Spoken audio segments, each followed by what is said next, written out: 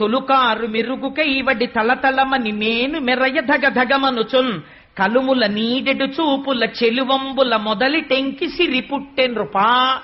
అపాసటి కాంతితో తెల్లటి వస్త్రాలు కట్టుకుని పద్మాననే పద్మభూరు పద్మాక్షి పద్మ సంభవే అని ఆ పాల సముద్రంలోంచి నల్లని కన్నులతో సొగసైన చూపులు ఇలా మాతృవాత్సల్యంతో అందరి వంక చూస్తూ లక్ష్మీదేవి పాల సముద్రంలోంచి ఆవిర్భవించింది. అమ్మవారి చూపులు ఎంత దిశల వరకు పడ్డాయో అంతవరకు దరిద్రములన్నీ తొలగిపోయి అందరూ ఆనందమును పొందారు. లక్ష్మీదేవి జన్మించింది. ఆనాడు పాలసముద్రం దగ్గర ఉత్సవం జరిగినట్టు జరుగుతోంది. నేను ఇక్కడ నమ్మి ఒక మాట చెప్తున్నాను. ఇవాళ ఈ ఘట్టాన్ని ఎవరు విన్నారో వాళ్ళకి కొన్ని కోట్ల జన్మలు తరమవలసిన దరిద్రం నశించిపోయింది.